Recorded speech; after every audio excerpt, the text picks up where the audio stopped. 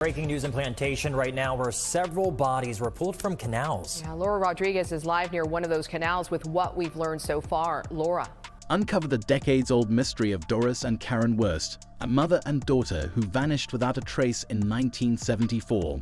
After 50 years of uncertainty, their remains were discovered in a submerged Chevrolet Impala by the dedicated volunteer search team Sunshine State Sonar, utilizing advanced sonar technology. A missing mystery with some answers now. The story of Doris and Caren Wurst brought to light decades later. This team has gained popularity for solving cold cases, and their efforts have finally brought closure to the Wurst family. Join us as we explore the details of this heartbreaking case and the emotional reactions of the families involved. Don't miss this compelling story of perseverance and hope.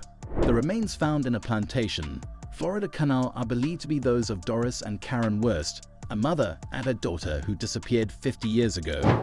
The discovery was made by a volunteer search team, Sunshine State Sonar, led by Michael Sullivan. This team has been searching Broward County waterways for over a year. You've got to remember there's so many families caught up in the middle of these cases, and we spoke with some of those families who've been in limbo for decades until this weekend.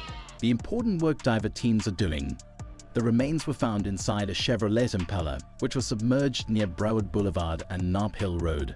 The vehicle was so brittle that it fell apart upon being touched. The discovery included a Fisher-Price toy and the taillights of the car, which helped identify the vehicle.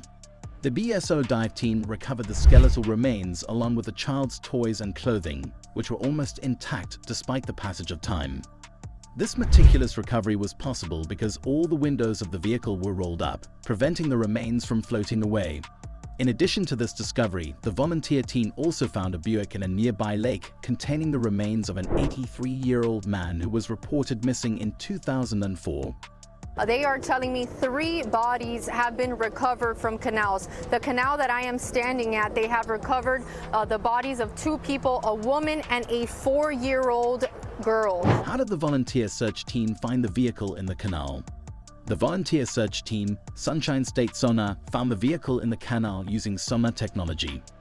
This technology enables them to scan underwater areas for objects, which is particularly useful in locating submerged vehicles that are not visible from the surface.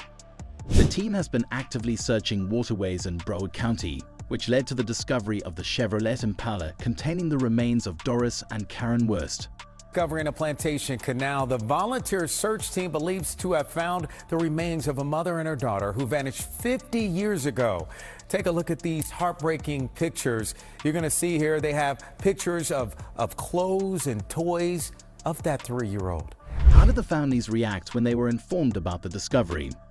The families of Doris and Caren Wurst, as well as Bernie Novick, expressed gratitude towards the volunteer search team, Sunshine State Sonar, for their efforts in locating the vehicles and remains.